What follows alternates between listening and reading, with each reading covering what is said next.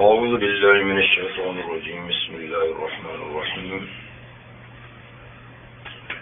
هو الذي أنزل من السماء ماء لكم منه شراب ومنه شجر فيه تسيمون ينبت لكم به الزرع والزيتون والنخيل والأعناب ومن كل الثمرات إن في ذلك لآية لقوم يتفكرون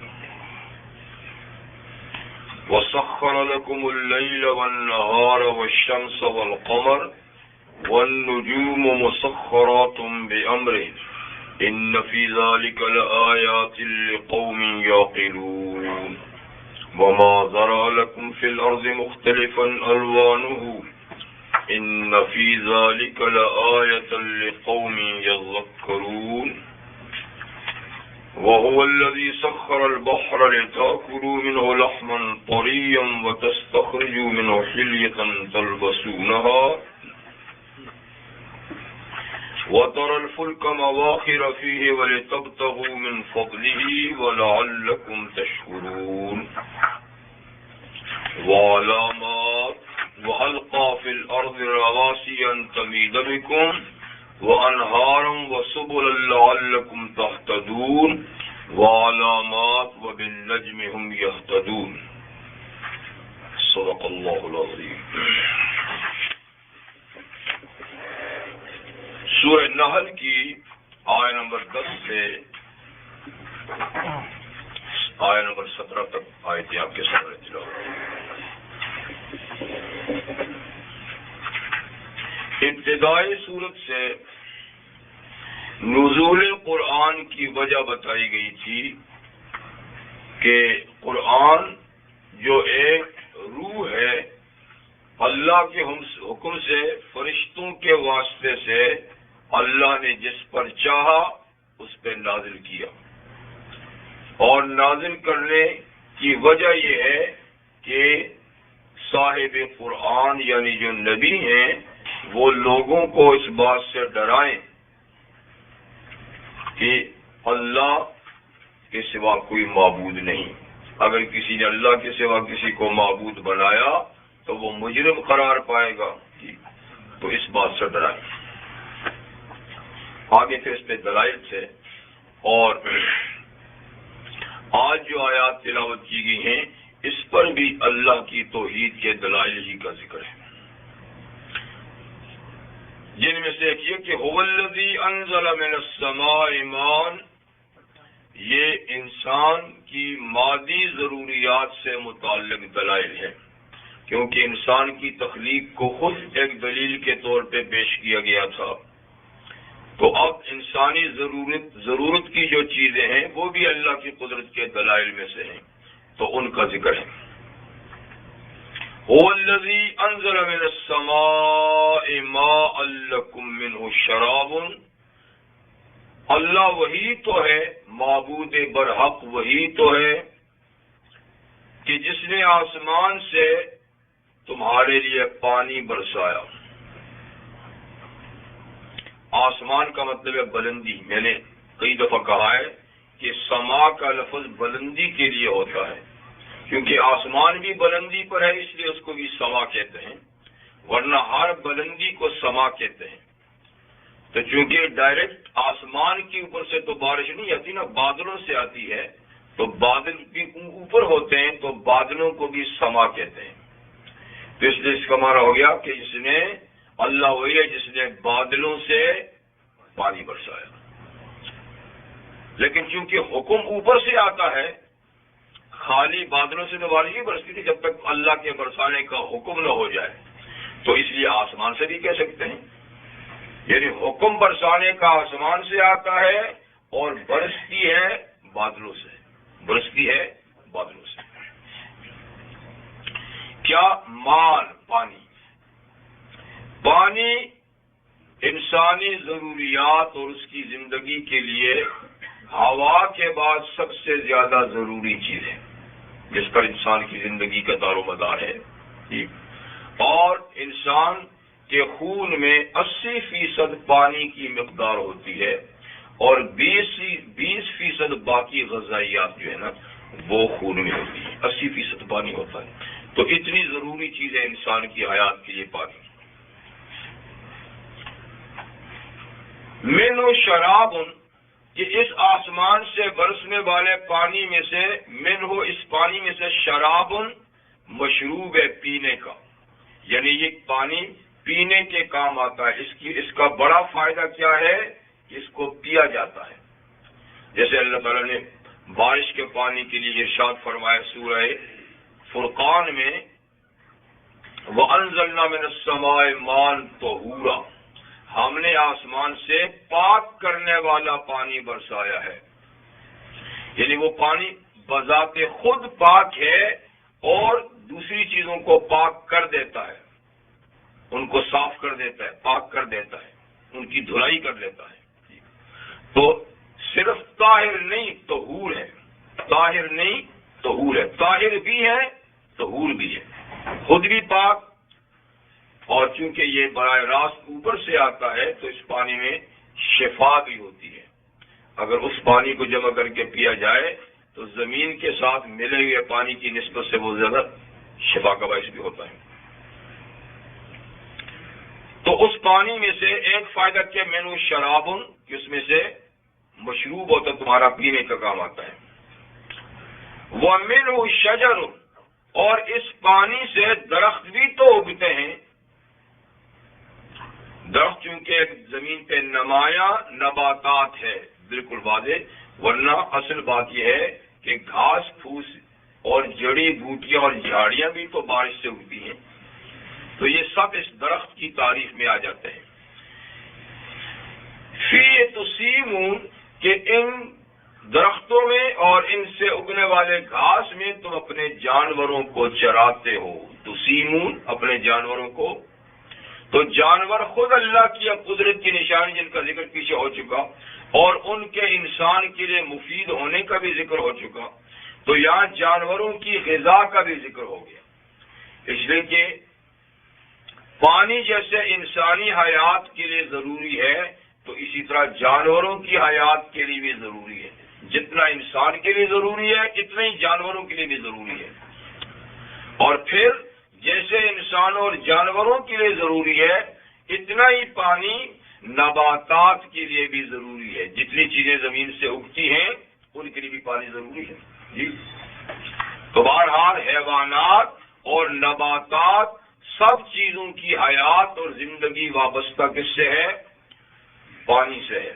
جیسے ایک آیت میں اللہ تعالیٰ نے ارشاد فرمایا، وَجَعَلْنَا مِنَ الْمَاءِ كُلَّ شَيْءٍ حَيٍّ، ہم نے پانی سے ہر چیز کو زندگی دی ہے. پانی ہر چیز کی زندگی کا ایک ضروری حصہ ہے. تو اس سے پیا بھی جاتا ہے اور اس سے درخت بھی اگتے ہیں. فِيهِ تُسِیمُونَ، جن میں تم جانور چراتے ہیں. يُنبِتُ لَكُم بِهِ الزَّرْعَ، جہاں جانوروں کی خوراک کا ذکر کیا تو اللہ تعالیٰ خود انسانی خوراک کا بھی ذکر کرتا ہے کہ جانوروں کی خوراک جو درخت اور جھاڑیاں اور گھاس ہیں، اسی طرح خود جو تمہاری حیات کی دوسری ضروریات ہیں وہ بھی تو پانی سے اگتی ہیں. تو پانی خود بھی تمہاری حیات کی ضرورت کی چیز ہے، اور تمہاری دیگر جو غذائیات ہیں، خوراک ہے جو زمین سے پیدا ہوتی ہے، تو اس کو بھی پانی کی ضرورت ہے. تو مطلب یہ ہوا کہ براہ راست پانی بھی پیتے ہو اور تمہاری دیگر غذائی اجناس بھی پانی سے ہی یہاں پیدا ہوتی ہیں. تو یُنبِتُ لَكُم بِهِ الزَّرْعَ، اللہ اگاتا ہے اس پانی کے ذریعے سے کھیت یعنی فصلیں، تمہاری مختلف فصلیں، گندم کی فصل، چاول کی فصل، جی، باجرہ، جوار اور دیگر قسم کی جتنی بھی فصلیں ہیں نا، ان سب کو پانی کی ضرورت ہوتی ہے. بعض کو زیادہ، بعض کو کم. اسی طریقے سے باغات میں جو پھل پیدا ہوتے ہیں تو ان پھلوں کے درختوں کو بھی تو پانی لگتا ہے. تو ہر قسم کا انسانی غذا کا جو مواد ہے وہ پانی سے پیدا ہوتا ہے. انسانی ضرورت کے خاص طور پہ 3 درختوں کا ذکر، زرع میں تو سب فصلیں آ گئی، اور خاص درختوں میں سے والزیتون، زیتون کا درخت بھی تو آخر پانی سے ہی اگتا ہے اور پروان چڑھتا ہے۔ اس درخت کو خاص طور پہ اس لیے ذکر کیا کہ یہ مبارک درختوں میں سے ہے، جس کی برکت کے لیے انبیاء کرام نے دعائیں کی، اور اللہ نے اس درخت کو بڑا بابرکت بنایا ہے، جیسے سورہ نور میں اللہ نے اس کا ذکر فرمایا، اللہ نور السماوات والارض مثل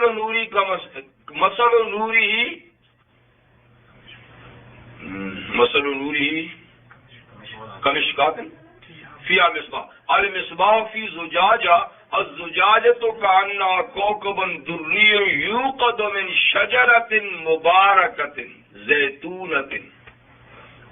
ایک مثال ہے وہاں پر چراغ کی کہ جس میں یعنی زیتون کا تیل جلایا جائے تو اس کی روشنی بہت شفاف ہوتی ہے،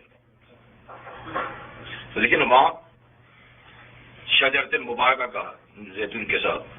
اور سورہ مومنون میں فرمایا وَشَجَرَةٌ مِّن طُورِ سِینَاءَ، اور وہ درخت جو طور سینا میں اگتا ہے، تنبت بالدون وصبغا للآکلین، وہ تیل بھی اگاتا ہے، اس درخت سے تیل بھی حاصل ہوتا ہے، اور کھانے والوں کے لیے وہ سالن کا کام بھی دیتا ہے، تو عربوں میں وہ سالن کے طور پر استعمال ہوتا ہے، اور یہ کہ سالن میں گھی کی جگہ بھی استعمال کیا جاتا ہے، مالش بھی اس سے بدن کی جاتی ہے، پھل بھی اس کا کھایا جاتا ہے، اور درخت اور ٹہنی اور پتے تک اس کے استعمال میں آتے ہیں، یعنی اس درخت کی ہر چیز مفید ہے۔ نبی کریم صلی اللہ علیہ وسلم نے فرمایا کہ زیتون کا درخت یا اس کا پھل کھایا کرو اور اس کے تیل سے مالش کیا کرو، یہ انسانی جسم اور اس کا کھال کے لیے ایک بہترین علاج بھی ہے۔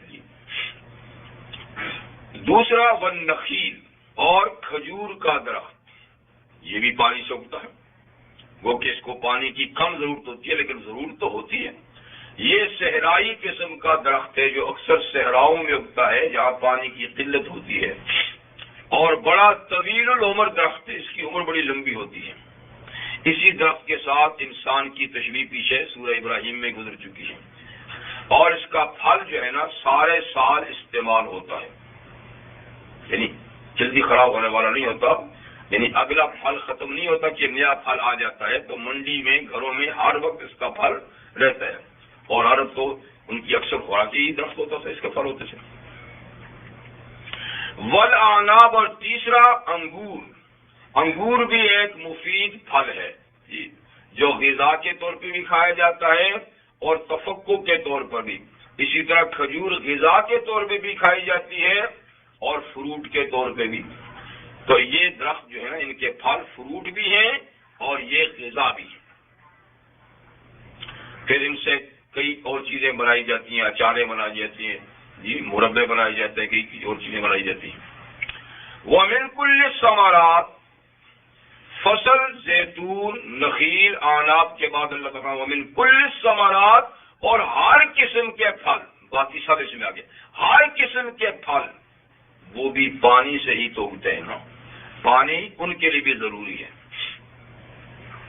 تو بہرحال پانی کو اللہ تعالیٰ نے ایک دلیل کے طور پہ پیش فرمایا کہ جس پہ انسانی اور حیوانی زندگی کا دار و مدار ہے، بلکہ انسانوں اور حیوانوں کی جو خوراک ہے وہ بھی اسی پانی سے، اس بارش سے پیدا ہوتی ہے، اور بالخصوص یہ چند درخت۔ ان فی ذلک لآیہ لقوم یتفکرون، بے شک اس پانی کے نزول میں اور اس سے ان چیزوں کی زندگی کے وابستہ ہونے میں البتہ اللہ کی قدرت کی نشانی ہے، اس کی معرفت کی نشانی ہے، لیکن کس کے لیے؟ جو لوگ فکر کرتے ہیں، سوچتے ہیں۔ جو نہیں سوچتے ان کو تو پرواہ ہی نہیں ہے، جو سوچتے ہیں تو ان کے لیے اس کے اندر بڑی قدرت کی ذات، وہ اسی سے بھی اللہ کی معرفت حاصل کر سکتے ہیں۔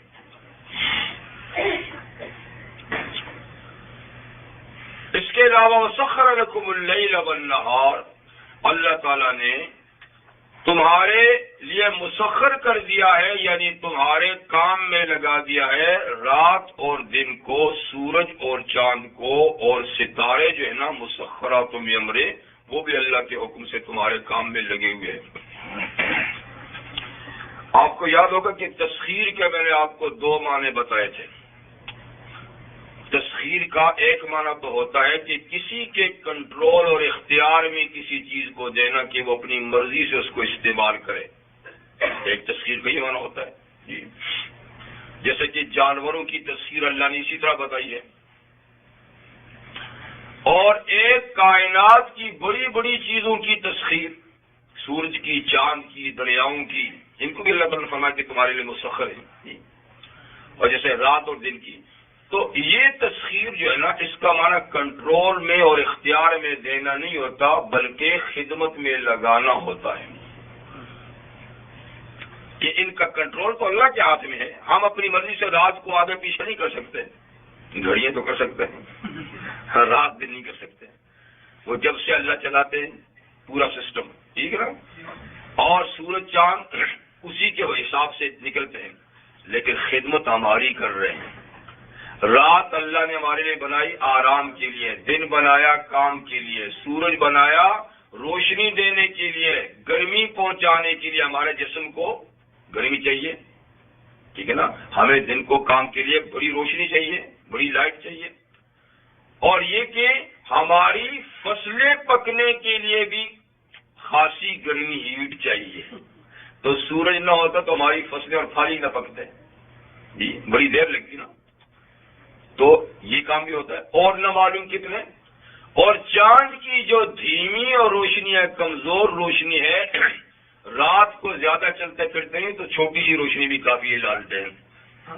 تو سورج تاکہ آرام میں بھی خلل نہ آئے، اور ضرورت کے لیے کوئی آئے جائے گی تو کوئی بات نہیں۔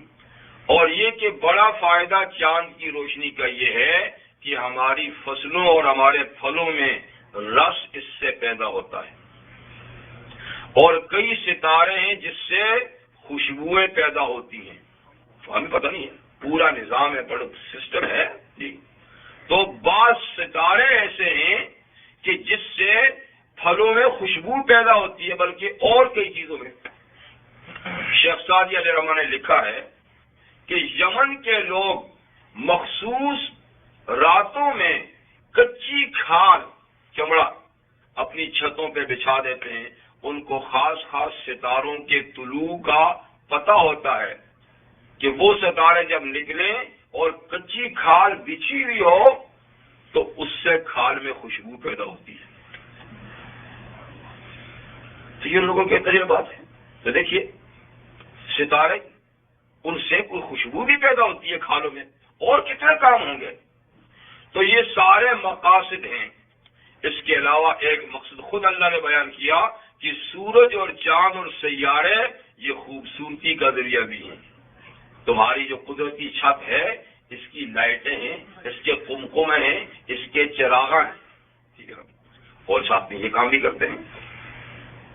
تو رات اور دن کو تمہارے کام میں لگا دیا، سورج اور چاند کو تمہارے کام میں لگا دیا، اور ستارے مسخرات بامرہ، یہ بھی اللہ کے حکم سے تمہارے کام میں لگے ہوئے ہیں۔ ان فی ذلک لآیات لقوم یعقلون، بے شک لیل و نہار، شمس و قمر اور ستاروں اور سیاروں کی گردش میں بہت سی اللہ کی قدرت کی نشانیاں ہیں، پر ان لوگوں کے لیے جو عقل رکھتے ہیں، عقل رکھتے ہیں۔ اب عقل تو ماشاءاللہ سارے ہی رکھتے ہیں، لیکن یہ بہت سے عقل مند اس سے کوئی دلیل نہیں پکڑتے۔ تو آپ کو یاد ہوگا نا، میں نے عقل کی بھی آپ کو دو قسمیں بتائی تھیں کہ بھول گئے۔ حضرت شاہ ولی اللہ رحمہ نے فرمایا نا کہ عقل کی دو قسمیں، عقل معاش اور عقل معاد۔ اب یاد آ گئی ہوگا، عقل معاش، عقل معاد۔ تو یہ جن کا ذکر ہے یہ عقل معاد ہے، عقل معاش نہیں۔ تو جن لوگوں کی ساری سوچ اور فکر تگ و دو اس دنیا کو بنانے کے لیے، آخرت کے بارے میں، اللہ کے بارے میں سوچتے ہی نہیں ہیں، تو ان کی عقل عقل معاش ہے۔ عقل معاش ہے، اس لحاظ میں وہ بڑے عقل مند ہیں، ہم بہت پیچھے ہیں ان سے، دنیا بنانے اور سجانے کے لیے وہ ہم سے بہت آگے ہیں، ان کی عقلیں بڑی تیز ہیں اور بڑا کام کر رہے ہیں، لیکن عقل معاد کے لحاظ سے وہ بالکل کھوٹے ہیں، عقل وہاں ہے ہی نہیں، کام ہی نہیں ہو رہی ہے۔ اور کچھ عقل معاد رکھتے ہیں، ان کو دنیا کی فکر ہی نہیں ہے، بھائی یہ 2 دن گزر جائیں گے، جیسے تیسے گزر جائیں گے، ساری فکر آخرت کی ہے، سب فکر، یہ عقل معاد ہے۔ وہ ساری سوچ، ساری تگودو، ساری محنت آگے کے لیے کرتے ہیں، یہاں کے لیے صرف بقدر ضرور۔ تو اس لیے فرمایا کہ ان چیزوں میں عقل مندوں کے لیے نشانیاں ہیں، تو آپ کہیں گے کون سے عقل مند؟ عقل معاد رکھنے والے، وہ بے شک انہی میں غور کرتے ہیں، اسی سے اللہ کی پہچان کرتے ہیں۔ وَمَا ذَرَأَ لَكُمْ فِي الْأَرْضِ مُخْتَلِفًا أَلْوَانُهُ، اور ان چیزوں کے علاوہ یعنی پانی، رات دن، سورج چاند ستارے، ان کے علاوہ ما ذرأ لکم فی الارض، جو اللہ نے زمین میں تمہارے لیے چیزیں پھیلا دی ہیں، ذرا پھیلا دینا، زمین میں اور سینکڑوں نہیں ہزاروں چیزیں زمین میں جو اللہ تعالیٰ نے پھیلا دی ہیں، تو مختلف الوان، ان کو دیکھو تو ان کے رنگ بھی مختلف ہیں، زمین کے اندر پھیلی ہوئی ہر چیز ان کے رنگ مختلف ہیں۔ سورہ فاطر میں اللہ تعالیٰ نے کچھ فرمایا ہے، وَمِنَ الْجِبَالِ جُدَدٌ بِيضٌ وَحُمْرٌ مُخْتَلِفٌ أَلْوَانُهُ، پہاڑوں میں بھی کچھ سرخ پہاڑ ہیں اور کچھ سفید پہاڑ ہیں، کل غرابیب سود، بالکل بجنگے کالے پہاڑ بھی ہیں۔ پتھروں میں آپ دیکھیے تو پتھر ایک ہی جنس ہے، لیکن کتنی قسم کے پتھر ہیں۔ درختوں کو دیکھیے تو کتنی قسم کے درخت ہیں، جھاڑیوں کو دیکھیے، گھاس کو دیکھیے کتنی قسم کے ہیں، زمین کے ٹکڑے دیکھیے کتنی قسم کے ہیں، اور پھر اس میں بسنے والی ہر مخلوق کو دیکھیے، سانپ کتنی قسم کے ہیں، بچھو کتنی قسم کے ہیں، شیر، گیدڑ، چیتے، پرندے کتنی قسم کے ہیں، اور پھر خود انسانوں کو دیکھیے، بابا جی کی اولاد کو دیکھیے، کوئی کس رنگ کا ہے، کوئی کس رنگ کا ہے، کوئی کس قد کا ہے، کوئی کس قد کا ہے۔ تو مختلف الوان، و زمین کے اندر پھیلی ہوئی ساری چیزوں کے رنگ مختلف ہیں، آدمیوں کے بھی مختلف ہیں، جانوروں کے بھی مختلف ہیں، نباتات کے، جمادات کے، حیوانات کے، ہر چیز کے رنگ مختلف ہیں۔ ان فی ذلک لآیہ، زمین کے اندر پھیلی ہوئی مخلوق کے رنگوں کا مختلف ہونا بھی اللہ کی قدرت کی نشانی ہے، اس سے بھی اللہ کی معرفت حاصل ہو سکتی ہے، اس سے بھی اللہ کی توحید پہ دلیل حاصل کی جا سکتی ہے، پر کس کے لیے؟ لقوم یذکرون، ان لوگوں کے لیے دلیل ہے جو کچھ نصیحت حاصل کرنا چاہیں، تو ان مختلف رنگوں سے بھی نصیحت حاصل کر لیں گے، لیکن جس نے نصیحت ہی حاصل نہیں کرنی تو اس کے لیے پھر کوئی دلیل ہی نہیں ہے۔ وہ تو سب چیزوں کا کہنا کہ بس یہ اتفاقات ہیں، بھائی اتفاقاً ایسا ہو گیا ہے، یہ نیچرلی طور پہ ایسا ہو گیا ہے، نہیں کہ کسی نے کیا ہے، کسی غرض کے لیے کیا ہے، یہ نہیں۔ وَهُوَ الَّذِي سَخَّرَ الْبَحْرَ، اور اللہ وہی ہے جس نے تنہا سمندر کو بھی تمہارے کام میں لگا دی، یعنی تسخیر کا معنی ہے خدمت میں لگانا، کام میں لگانا، کنٹرول میں نہیں، دریا ہمارے کنٹرول میں تو نہیں، کام میں لگا دیا۔ تو دریا کو مسخر، سمندر کو مسخر کر دیا۔ سمندر ہماری خشک زمین کے 3 حصے بڑا ہے، ہم خشک زمین جو ہے اس کو ربع مسکون کہتے ہیں، ربع مسکون یعنی 1/4 حصہ آباد ہے اور باقی 3 حصے سمندر چاروں طرف سے گھیرا کیا ہوا ہے۔ تو اتنی بڑی کائنات جو ہماری زمین سے 3 گنا بڑی ہے، وہ بھی اللہ نے ہمارے کام اور ڈیوٹی میں لگا رکھی ہے، سمندر بھی ہمارے لیے بہایا ہوا ہے۔ کیسے؟ کہا وہ اسٹور ہے، وہ تمہارے لیے زمین بھی اسٹور ہے اور سمندر بھی اسٹور ہے۔ کیا ہے اس میں؟ کہا لِتَأْكُلُوا مِنْهُ لَحْمًا طَرِيًّا، تاکہ اس سے تم تازہ گوشت حاصل کرو۔ فریج کی ضرورت نہیں ہے، فلاجے کی ضرورت نہیں ہے، تازہ تازہ مچھلیاں پکڑو اور کھاؤ، ذبح کرنے کی بھی ضرورت نہیں ہے۔ تو سمندر کے اندر مچھلی جو شکار ہے اس کو ذبح کرنے کی بھی ضرورت نہیں ہے، دیر لگ جائے گی، تازہ پکڑو اور بس اس کو اوپر سے صاف کرو، پیس بناؤ، بھونو اور کھا دو۔ لحمن طریہ، باسی گوشت نہیں، تازہ گوشت۔ تو سمندر میں کتنا سامان اللہ تعالیٰ نے خوراک کا رکھا ہے، کوئی اندازہ ہے؟ نہ سمندر کا اندازہ ہے، اس کے اندر مچھلی کا۔ ایک ایک مچھلی ہاں اتنی بڑی بڑی ہے کہ وہ اگر نکل آئے تو سارا امریکہ کھاتا رہے، لیکن اللہ تعالیٰ نے ان کو دور رکھا ہے، وہ ہم کیا کھائیں گے، ہم ہی کھائیں گے۔ تو اس لیے ہمارے قرب و جوار بھی ایسے ہیں کہ ہمارے جال میں پھنس جائیں، ہمارے کنڈے میں آ جائیں، اگر وہ بڑی آ جائیں گی تو ہمیں نکل جائیں گی۔ لیکن بہرحال اللہ تعالیٰ جب کھلاتے ہیں تو ایسا بھی ہوتا ہے۔ حدیث میں ایک واقعہ ہے کہ نبی کریم صلی اللہ علیہ وسلم نے ساحلی علاقے میں بحر احمر جو ہے، بحر احمر جی، اس طرف اپنی ایک فوج بھیجی جو تقریباً کوئی 300 افراد پر مشتمل تھی، کسی مہم پہ حضور نے بھیجی۔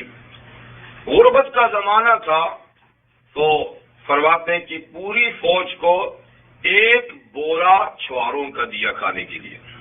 اب 300 آدمی کے لیے ایک بورا کتنا ہے؟ تو وہ صحابی فرماتے ہیں کہ شروع میں ہمارے کمانڈر صاحب نے ہمیں روزانہ 2 کھجوریں دی، پتہ نہیں کتنے دن لگ جائیں گے، لیکن جب کم پڑ گئی تو پھر ایک کھجور روزانہ ملتی تھی، ایک چھوارا۔ آخر وہ بھی کتنی چلتی تو وہ بھی ختم ہو گئی۔ اب سخت پریشانی ہوئی کہ اب سب کھانا ختم ہو گیا ہے، کچھ بھی نہیں ہے، تو پریشانی، اور ہم جا رہے تھے تو ہمیں دریا کے کنارے ایک ٹیلا نظر آیا، جیسا ٹیلا نہیں ہوتا ابھرا ہوا، لیکن ٹیلا نہیں تھا۔ ہم نے کہا یہ کیا چیز پڑی، کوئی بڑی ساری چیز جیسے پڑی ہوئی ہے۔ تو چلتے چلتے اس کے قریب پہنچے تو کہتے دیکھا کہ وہ ایک بہت بڑی مچھلی تھی جس کو عنبر کہتے ہیں۔ شاید تو عنبر خوشبو ہے نا، صحابی کہتے کہ اس کا نام عنبر تھا، کوئی جانتے ہوں گے ان کو۔ تو وہ پڑی تھی، اب چونکہ وہ مری ہوئی پڑی تھی تو ہمیں فکر ہو کہ اس کو کھائیں یا نہ کھائیں، مری بھی ہے۔ پھر ہمارے کمانڈر صاحب نے کہا کہ بھائی کوئی بات نہیں، ہم اللہ کے راستے میں نکلے ہوئے ہیں اور کھانے کی کوئی چیز نہیں ہے تو اللہ کا نام لے کر کھاؤ، کسی بات نہیں۔ تو کہتے ہیں اس کو شروع کر دیا، اس کے پیس کاٹ کاٹ کے پکاتے اور کھاتے تھے۔ کہتے ہیں مہینہ بھر کھاتے رہے 300 آدمی، مہینہ بھر۔ اس کی آنکھ اتنی بڑی تھی، ایک آنکھ کہ جیسا پورا کنواں ہوتا ہے، اس میں بالٹیاں ڈال ڈال کے اس کی چربی نکالتے رہے اور اپنے مشکیزوں میں بھرتے رہے، اس چربی کو بھی استعمال کرتے ہیں۔ پھر ہمارے کمانڈر صاحب نے اس آنکھ میں ہمارے 8-9 آدمی نیچے داخل کیے تو سب جا کے بیٹھ گئے، اتنی بڑی تو آنکھ ہی تھی، 8-9 آدمی اس کی آنکھ کی اس خول کے اندر بیٹھ گئے جی۔ اور کھاتے کھاتے جب اس کا اوپر کا حصہ ختم ہوا تو اس کی جو پسلی کی ہڈی تھی نا، پسلی، تو وہ ہڈی جب توڑی گئی اور اس کو اسی طرح کھڑا کیا گیا، ٹیڑھی کھڑا کیا گیا، تو پھر جو ہمارے پاس سب سے لمبا اونٹ تھا، بڑا اونچا، اس پہ کجاوا بھی رکھا اور ایک لمبا تڑنگا آدمی اس کے اوپر بٹھایا بھی، تو اونٹ بھی لمبا، کجاوا بھی بڑا، پھر بیٹھنے والا مسافر بھی، اور پھر اس کے نیچے سے گزارا تو بالکل اونٹ گزر گیا، اس آدمی کے سر پہ بھی نہیں لگا، اتنی بڑی تو اس کی پسلی ہی تھی، پسلی کا بھی اتنا بڑا جی۔ تو خیر وہ سلسلہ ہوا۔ تو جب ہم اپنی مہم پوری کر کے واپس پیغمبر کریم صلی اللہ علیہ وسلم کے پاس مدینہ گئے تو یہ قصہ بیان کیا تو حضور نے فرمایا وہ اللہ نے تمہارے لیے روزی بھیجی تھی، کیونکہ مچھلی کو ذبح کرنے کی ضرورت تو نہیں ہے نا، تو لہٰذا وہ اللہ نے تمہارے پاس زیادہ ختم ہو چکا تھا اور وہاں کچھ تمہارے پاس بچا ہوا ہے تو ہمیں بھی کھلاؤ، تو کچھ لے گئے تھے نا ساتھ میں پیس تو حضور کو بھی کھلایا۔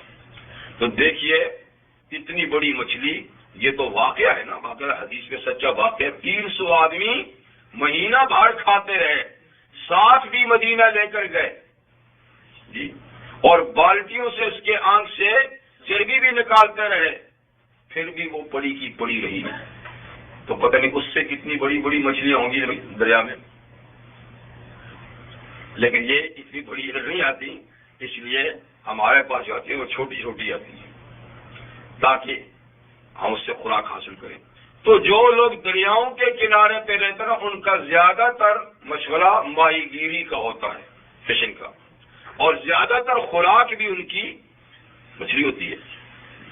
جیسے جنگلوں میں بسنے والے زیادہ تر شکار کرتے ہیں تو ساحلی لوگ زیادہ تر اس کا شکار کرتے ہیں۔ تو بہرحال اللہ تعالیٰ فرماتے ہیں کہ ہم نے دریا تمہارے لیے مسخر کر دیا، تم کشتیاں لے کر جاتے ہو، جہاز لے کر جاتے ہو، دیکھو نا مچھیرے کہاں کہاں تک جاتا ہے آپ کو پتا نا، اور دوسرے ملکوں تک بھی جاتے ہیں اور بڑے بڑے جہاز بھر کے لاتے ہیں، تاکہ تم اس سے لحمن طریہ تازہ گوشت کھاؤ۔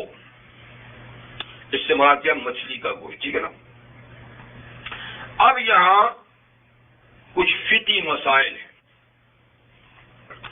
فقہی مسائل یہ ہیں کہ لحمن طریہ جو گوشت کہا ہے مچھلی کے گوشت کو، تو کیا مچھلی کے گوشت پر مطلقاً گوشت کا لفظ بولا جاتا ہے کہ نہیں؟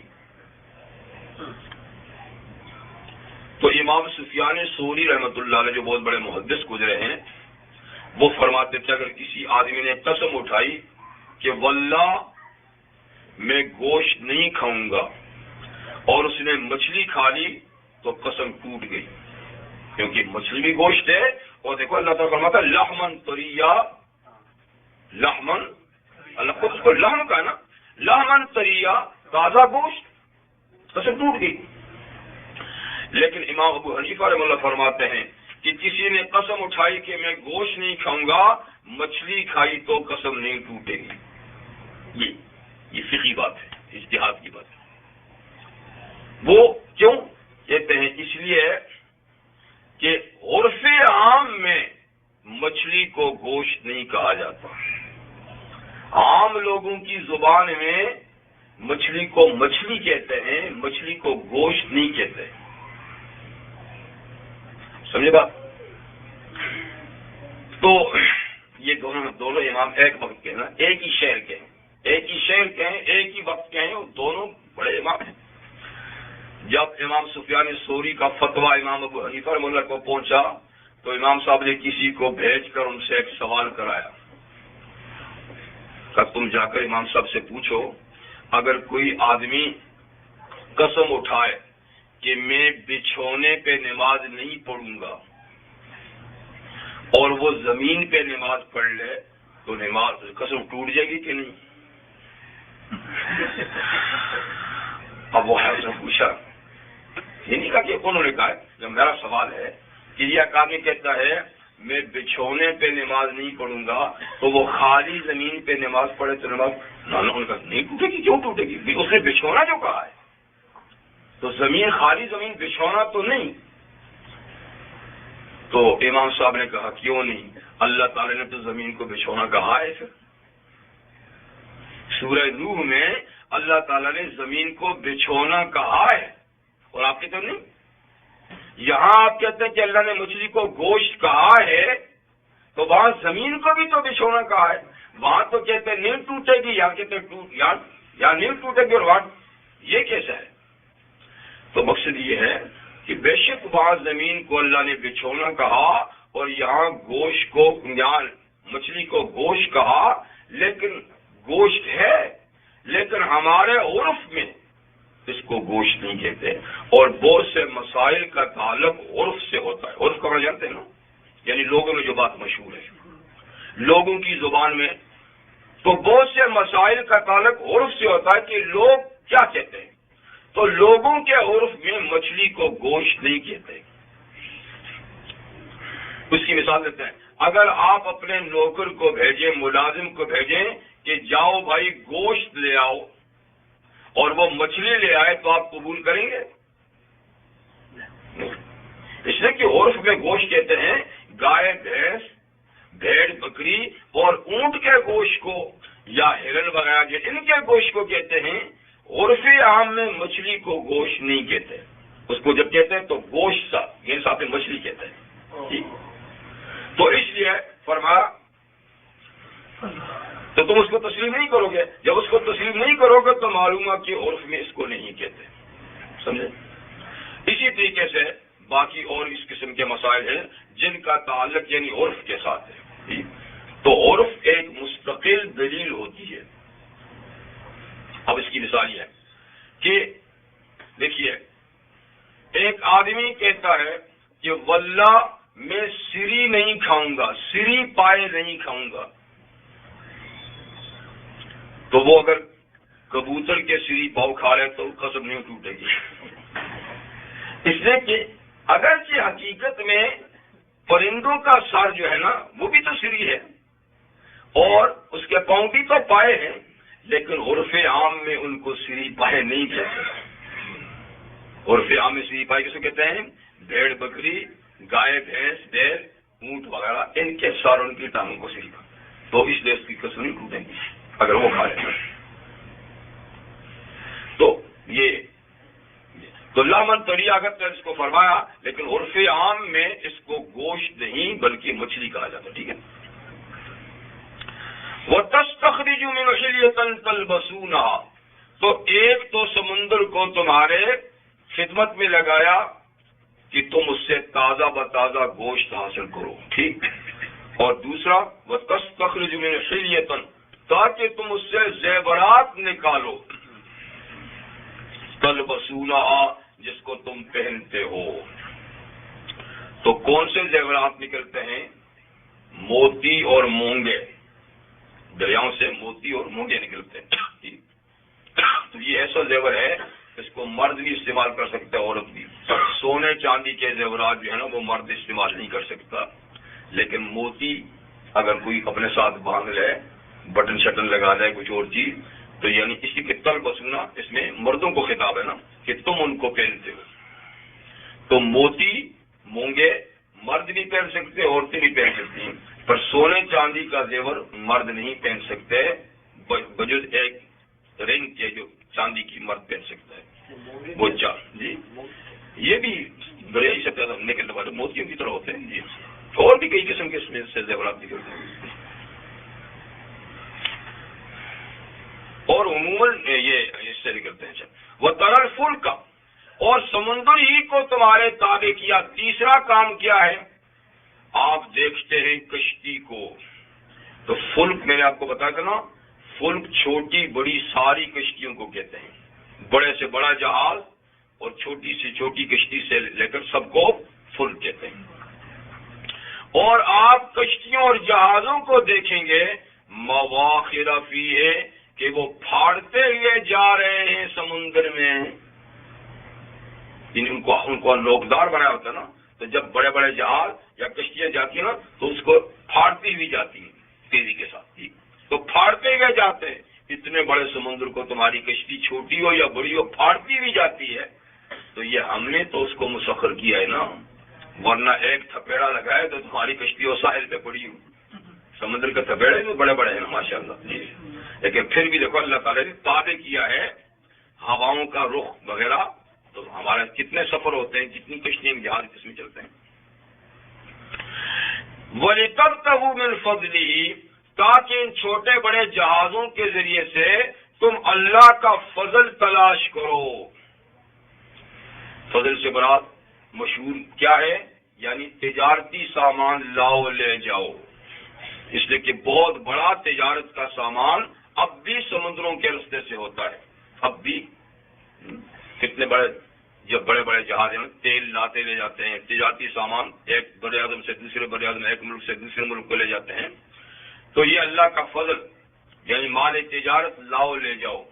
اس کے علاوہ فضل کا لفظ عام ہے، جیسے تجارت کے لیے ہے، ایسے ہی دیگر قسم کے جو سفر ہے نا، جیسے تعلیمی سفر بھی کرتے ہیں اور سیاحتی سفر بھی سے کرتے ہیں، اور وزٹ بھی کرتے ہیں، ملاقاتی سفر بھی کرنے والے کرتے ہیں۔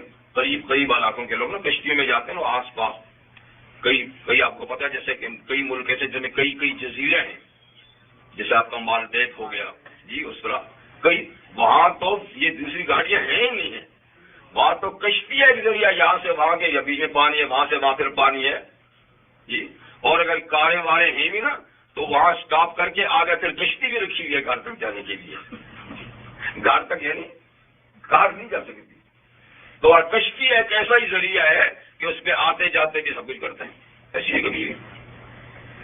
تو اللہ کا فضل تلاش کرو، وَلَعَلَّكُمْ تَشْكُرُونَ، اور تاکہ تم یہ ساری نعمتیں استعمال کر کے اللہ کا شکر بجا لاؤ۔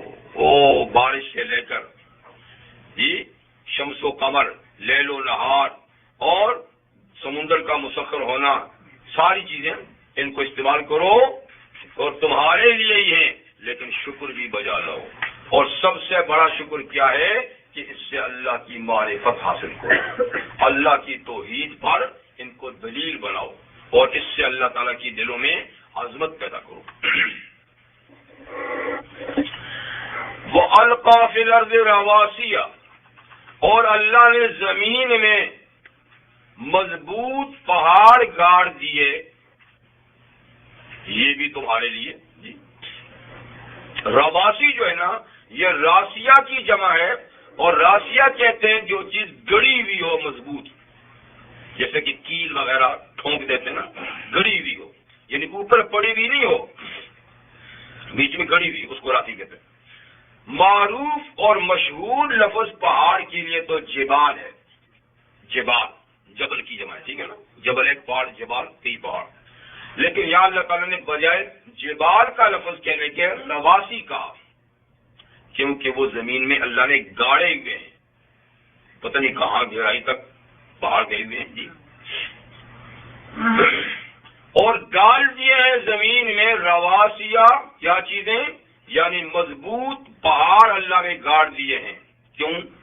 ان تمید بکم، یہ اصل میں اللہ تمید بکم، تو ان سے پہلے لام اور ان کے بعد لا دونوں محفوظ ہیں، اور بیچ میں ان ہے، لے اللہ، تاکہ نہ حرکت کرے زمین، لے اللہ تمید بکم، تاکہ تمہاری زمین تمہیں لے کر ڈاما ڈول نہ ہو، ڈاما ڈول مطلب اس سے اضطراری حرکت کی نفی ہے، اختیاری حرکت کی نفی نہیں، جیسے سائنسدان کہتے ہیں کہ زمین متحرک ہے، تو اسلام اور قرآن اس سے نہیں منع کرتے کہ نہیں ہے۔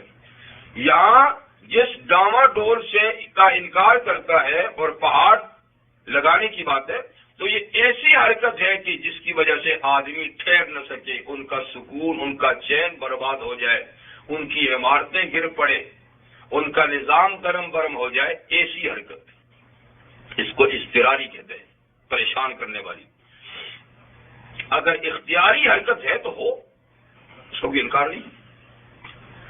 تو اس لیے پہاڑ گاڑ دیے تاکہ، چونکہ سمندر آپ کو بتانا، جس کے سمندر کا بہت بڑا حصہ ہے، زمین تو مقابلے میں چھوٹی سی ہے، اور زمین تو سمندر پر ہی ایک بلبلا اٹھا ہے اور یہ بنی ہے، جس کے نیچے بھی سمندر، اس کی سائڈوں میں بھی سمندر، تو اتنا بڑا سمندر اگر ہو چاروں طرف، اوپر یعنی اس کے نیچے بھی، تو پھر تو وہ چھلکتی رہے گی نا۔ تو اللہ تعالیٰ نے اس کی حرکت کو ختم کرنے کے لیے پہاڑ بڑے بڑے ٹھونک دیے، او ہمالیہ ہے اور فلانا K2 ہے اور پتہ نہیں کون کون سے پہاڑ ہیں جی۔ ایک معنی تو یہی ہے، اور مشہور معنی بھی یہ ہے۔ ایک معنی یہ ہے جو حضرت شاہ ولی اللہ رحمۃ اللہ نے کیا، یہ میں نے آپ کو سورہ رات میں بتایا بھی تھا کہ التمیدہ کا ایک معنی وہ یہ بھی کرتے ہیں کہ پہاڑ اس لیے گاڑ دیے یہ کیا کر دیا آپ نے؟ اچھا چلیے نہیں کوئی بات نہیں، ہمیں تو خاص ضرورت نہیں اس کا، تو وہ بھی نہیں. اچھا اچھا اچھا یہ مطلب چلتا ہے، یہ بھی عجیب چیز ہے. نہیں یہ کہاں چلتا ہے؟ کوئی بات نہیں، آپ کو تو آواز آتی ہے نا. پھر کیا لیڈیز بھی سن لیں گے انشاءاللہ.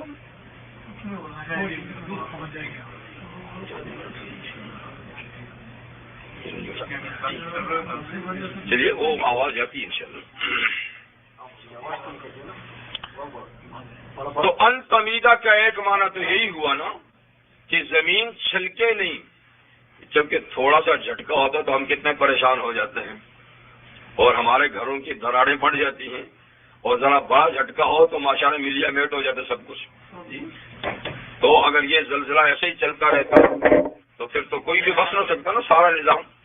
تو ایک تو حرکت کو متوازن بنانے کے لیے پہاڑ ہیں، اور ایک دوسری بات یہ ہے ان تمید بکم کہ اگر پہاڑ نہ ہوتے تو تمہاری زندگی مضطرب ہوتی، تو تمہاری زندگی کا اضطراب دور کرنے کے لیے اللہ تعالیٰ نے پہاڑ لگا دیے. زندگی کے اضطراب کا معنی یہ ہے کہ خود پہاڑوں میں تمہاری ضروریات کی اللہ نے اتنی چیزیں رکھی ہیں، اتنے خزانے اللہ نے پہاڑوں کے اندر رکھے ہوئے ہیں، تمہاری ضروریات زندگی پہاڑوں میں رکھی ہے کہ یہ پہاڑ نہ ہوتے، وہ چیزیں نہ ہوتی تو تمہاری زندگی مضطرب ہو جاتی. وہ کیا ہے؟ دیکھو پہاڑوں پر بڑے بڑے درخت اللہ نے اگائے ہوئے ہیں جو ہماری تعمیراتی لکڑی یا دیگر ضروریات کے لیے کام آتے ہیں. پہاڑوں میں اللہ تعالیٰ نے ہزاروں قسم کی جڑی بوٹیاں پیدا کی ہیں جی، جو پتہ نہیں کتنے علاج اور معالجے میں کام آتی ہیں. پہاڑوں کے اندر اللہ تعالیٰ نے ہماری زندگی کے اور کتنے خزانے رکھے ہیں. کوئلے کی کانیں ہیں، تانبے کی کانیں ہیں، اور لوہے کی کانیں ہیں، سونا ہے، اور پتہ نہیں کتنے قسم کے پتھر ہیں، اور اس کے علاوہ کتنی کتنی چیزیں ہیں جو اللہ تعالیٰ نے پہاڑوں کے اندر رکھی ہوئی ہیں، جن کی کھدائی کر کر کے یہ چیزیں ہم حاصل کرتے ہیں. اور یہ بارش کے پانی کا بھی ایک بہت بڑا اسٹور ہے. پہاڑوں کی چوٹیوں پہ اللہ تعالیٰ نے برف جما رکھی ہے، اور وہ وہاں سے رس رس کے پہاڑوں کے اندر سے ہوتے ہوتے میدانی علاقوں میں پانی آتا رہتا ہے. جب کبھی بارش نہ بھی ہو تو پانی تسلسل سے ندی نالوں کے ذریعے سے، چشموں کے ذریعے سے، کنووں کے ذریعے سے ہم حاصل کرتے. تو یہ کہاں سے آتا ہے؟ وہی جو اسٹور ہے نا، اسی سے پگھل کے آتا ہے. کبھی بارش ہو جاتی ہے، کبھی وہاں سے آتا ہے. تو 12 مہینے صاف ستھری برف، جہاں گرد و غبار نہیں پہنچتا، جہاں اور کوئی آلائش نہیں پہنچتی، اتنی پہاڑوں کی چوٹیوں پہ اتنے دور دراز رکھا ہوا ہے. تو یہ سارے پہاڑوں کی ہی تو برکات ہیں نا. اگر یہ نہ ہوتے تو زندگی مضطرب ہوتی. وَأَنْهَارًا، اور اللہ تعالیٰ نے میدانی علاقوں میں نہریں بھی بہا دی. ایک تو سمندر ہے نا، لیکن اس کا پانی آپ کو پتہ نا قابل استعمال نہیں ہے جی. تو اللہ تعالیٰ نے قابل استعمال پانی کے جہاں اور انتظامات کیے ہیں، اس سے پہلی صورت میں گزر چکا ہے نا. اور سورہ زمر میں بھی اللہ نے اس کا ذکر کیا ہے کہ ہم پہاڑوں کی رگوں میں پانی ڈال دیتے ہیں، اسٹور کر دیتے ہیں، اور پھر اس کو چشموں کے ذریعے سے، ندی اور نالوں کے ذریعے سے، بڑی بڑی نہروں اور دریاؤں کے ذریعے سے سطح زمین پہ بہا دیتے ہیں، جس سے کاشتکاری کے لیے بھی پانی میسر ہوتا ہے اور لوگوں کے پینے کے لیے بھی. لیکن کتنے بڑے بڑے دریا دنیا بہتے ہیں، گنگا ہے، جمنا ہے جی، اور ادھر ہمارے ہاں راوی ہے، ستلج ہے، چناب ہے، جیلم ہے، نیلم ہے جی جی نیلم یہ ہم اپنی باتیں پہلے کر رہے ہیں نا. نیلم ہے، اور ادھر سندھ ہے، دریائے کابل ہے، دریائے سوات ہے. واہ واہ کیا مناظر ہے، قدرت نے کیا مرضی. پھر آگے چلے، اب جاتے ادھر دجلہ ہے، فرات ہے، ادھر سے گزرے پہلے نا، جیحون ہے، سیہون ہے، اب جائے پھر نیل ہے۔ نیل تو مصر میں ہے جناب، پہلے عراق سے ہو کر جائے، دجلہ ہے، فرات ہے، اور پھر اوپر کو جائے جیحون ہے، سیہون ہے، اور پھر ہمارے کابل، دریائے کابل، کتنے ہی دریا لبنان، یہ آخر پانی کہاں سے آ رہا ہے؟ پہاڑوں ہی سے تو آ رہا ہے نا، جو دریا بہ رہے ہیں یہ پہاڑوں ہی سے تو آ رہا ہے نا جی، تو پہاڑوں پہ وہی برف ہے، وہ پگھلتی ہے اور یہ آتا ہے۔ انہارن، اور نہریں بہا دی، وہ سبلن، اور ہم نے تمہاری آمد و رفت کے رستے بھی بنا دیے ہیں، یعنی کہ یہ پہاڑوں کا ایک سلسلہ ہے، تو یہ جائیں گے کہ تو دیوار کھڑی ہے، ہم نے پہاڑوں کے اندر بھی تمہارے لیے رستے بنا دیے ہیں، اور میدانی علاقوں میں بھی رستے بنا دیے ہیں، وادیاں ہیں بیچ میں، وادی سوات اور وادی کنہار، اور کئی وادیاں ہیں، یعنی دو پہاڑوں کے درمیان جو رستہ ہے اس کو وادی کہتے ہیں، تو یہ رستے ہیں، اور خود پہاڑوں کے اندر پگڈنڈیاں، اونچائی نیچائی کی، تو رستے بھی ہم نے بنایا، سبلن لعلکم تہتدون، یہ سارا نظام کیوں سیٹ کیا ہے؟ تاکہ تم ہدایت پاؤ، تمہاری ہدایت کا سامان ہے،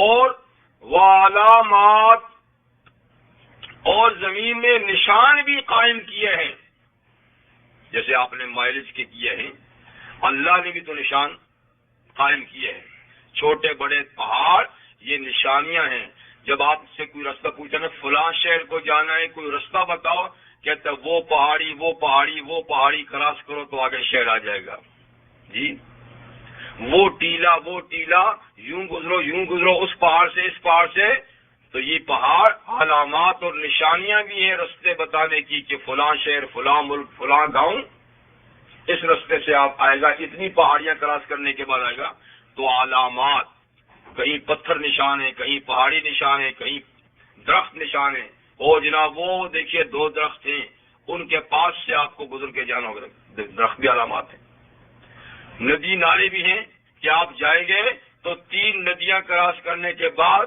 فلاں شہر آ جائے گا، یہ بھی علامات ہیں، تو یہ ساری چیزیں جانے والوں کے لیے علامات بھی ہیں، نشانیاں بھی ہیں۔ وَبِالنَّجْمِ هُمْ يَهْتَدُونَ، اور ستاروں سے بھی لوگ راہ پاتے ہیں، ستاروں سے بھی یعنی زمین کی علامات بھی اور فضائی اور آسمانی علامات بھی ہیں، کہ لوگ جو ستاروں کا علم رکھتے ہیں، معرفت رکھتے ہیں، وہ ستاروں سے بھی رستے معلوم کرتے ہیں، بالخصوص جب جنگلوں میں چلے جاتے ہیں، جب دریاؤں میں سفر کرتے ہیں، سمندر میں، تو وہاں مشرق و مغرب کا اندازہ ان کو بعض ستاروں سے ہوتا ہے، وہ لوگ اس کو جانتے نہیں ہیں۔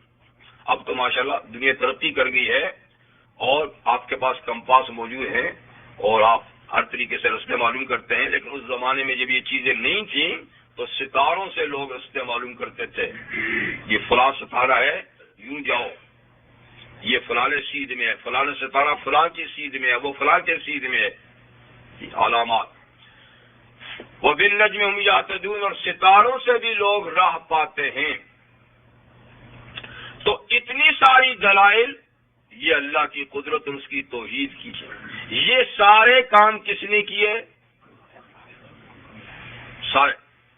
اب فرماتے ہیں افمن یخلق کمن لا یخلق، افمن یخلق، کیا جو سب کچھ پیدا کرتا ہے وہ اس کی طرح تم نے سمجھا ہے جو کچھ بھی پیدا نہیں کرتا؟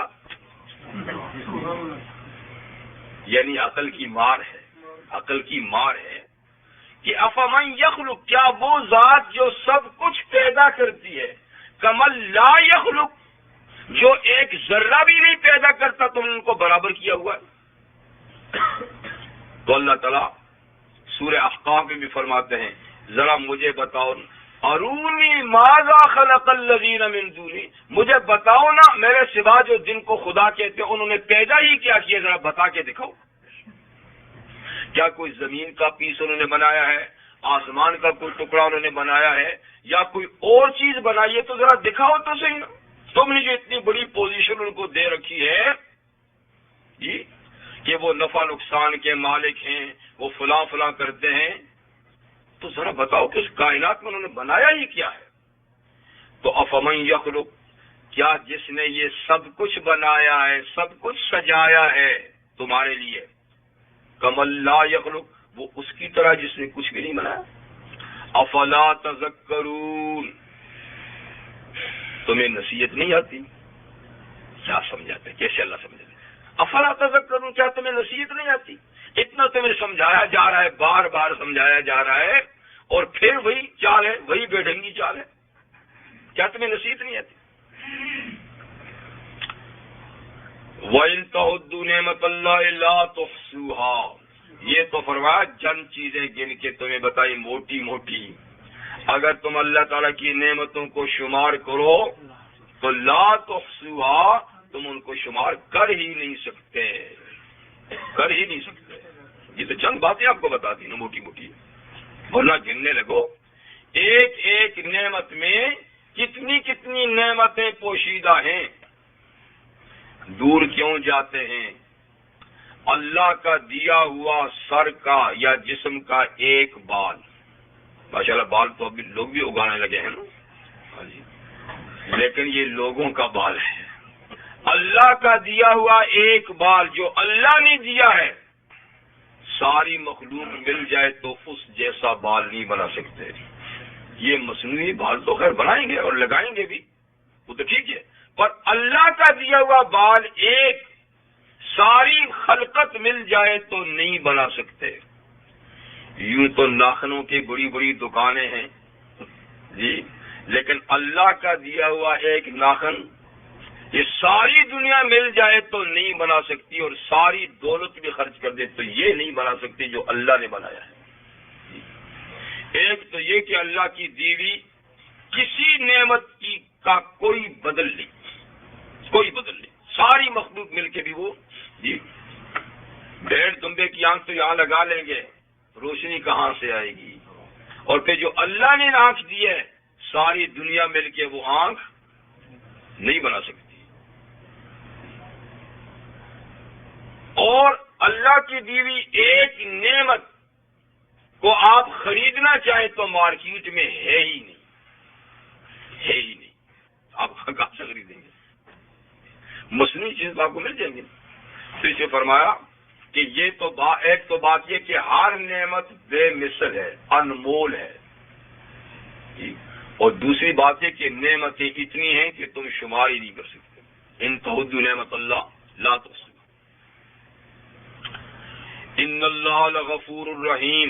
اب اس کا نتیجہ تو یہ ہونا چاہیے تھا نا کہ ہر نعمت پہلے شمار کرو، پھر ہر نعمت پہ شکر واجب ہے، ہر نعمت پہ شکر واجب ہے، پھر پہلے شمار کرو، پہلے تو وہ شمار ہی نہیں کر سکتے۔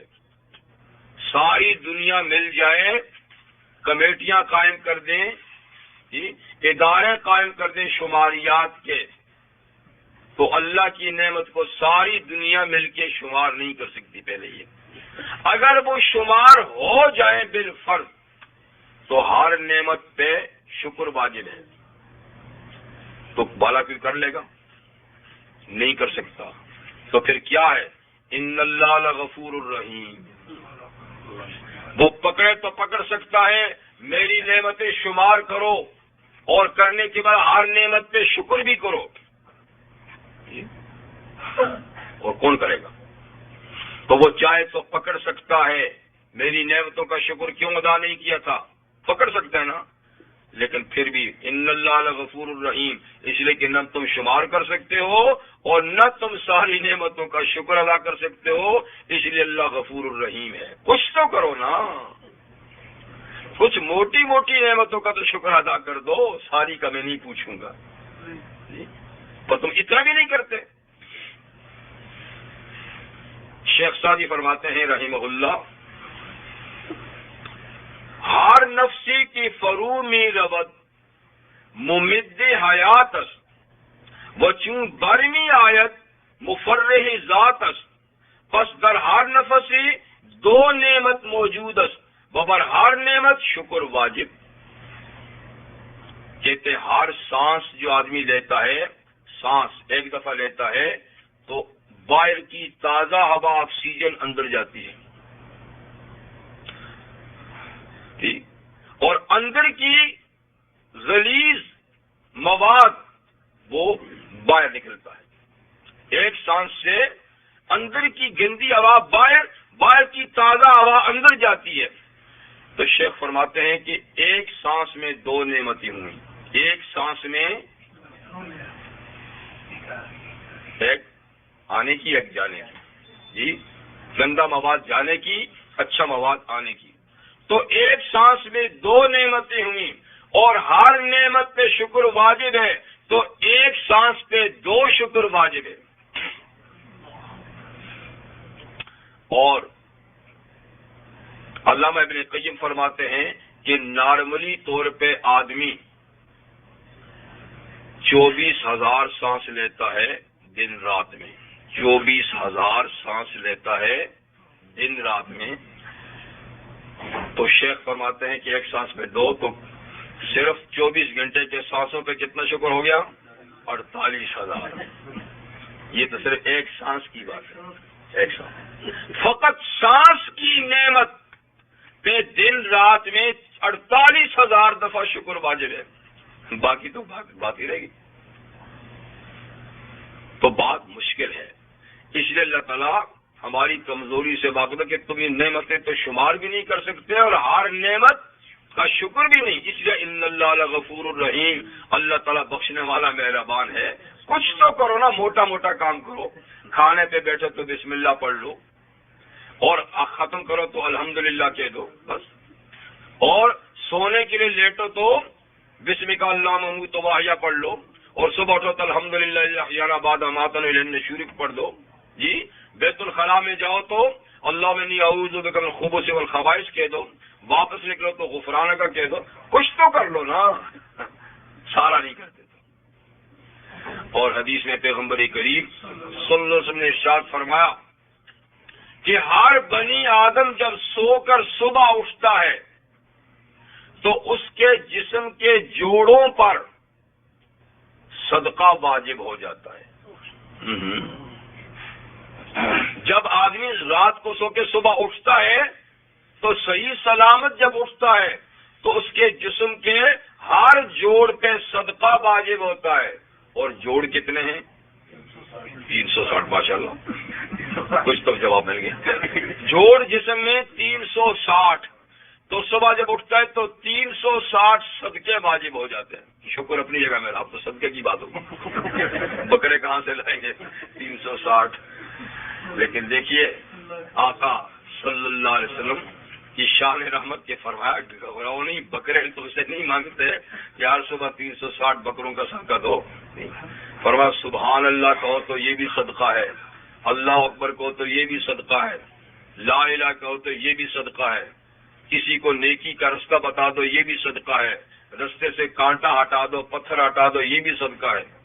یعنی ہر نیکی صدقہ ہے، ہر نیکی صدقہ ہے۔ اور پھر بھی 360 پورا کرتے کرتے وقت گزر جائے گا تو ڈیوٹیاں رہ جائیں گی ساری۔ تو اس لیے فرمایا، نہیں سنیے، ہر بات میں آپ کے ساتھ کو نہ پڑے نا، کوئی اور نسخے بھی تو بتائیں نا۔ پھر حضور نے فرمایا کہ جس نے چاش کے وقت 2 رکعت نماز پڑھ لی 360 جوڑوں کا صدقہ ادا ہو گیا۔ صرف 2 رکعت نماز پڑھ لی چاش کی، جی، سورج جب نکلتا ہے نا گرم ہوتا ہے، تو فرمایا یہ 2 رکعتیں پورے جسم کے اعضاء کا صدقہ ہو جاتے ہیں۔ اب تو آسان ہو گیا سب، اب تو کہتے ہیں اللہ غفور رحیم، 2 رکعت بھی نہ پڑھیں تو یہ بات ہی ختم ہو گئی۔ تو اس طریقے سے دیکھیے نا اللہ تعالیٰ کی ان گنت نعمتیں ہیں، اور ہم نہ تو شمار کر سکتے ہیں اور نہ ان کا شکر ادا کر سکتے ہیں۔ تو ایک طرف تو اللہ تعالیٰ غفور الرحیم ہے، پتہ نہیں کتنی نعمتیں یوں ہی، اور پھر بعض کا آسان نسخہ بھی بتا دیا ہے کہ اتنا سا کر لو تو اتنا کام ہو جائے گا، اتنا سا کر دو تو اتنا کام ہو جائے گا۔ جی، واللہ یعلم ما تسرون وما تعلنون، تم تو نہیں جانتے کتنی نعمتیں، لیکن اللہ جانتے ہیں جو تم چھپاتے ہو، جو تم ظاہر کرتے ہو۔ اللہ سے کچھ بات مخفی نہیں، تمہارے دلوں کے راز بھی اس کو پتہ ہے، جو چھپاتے ہو وہ بھی، جو ظاہر کرتے ہو۔ سبحانک اللہم و بحمدک، اشہد ان لا الہ الا انت، استغفرک و اتوب الیک۔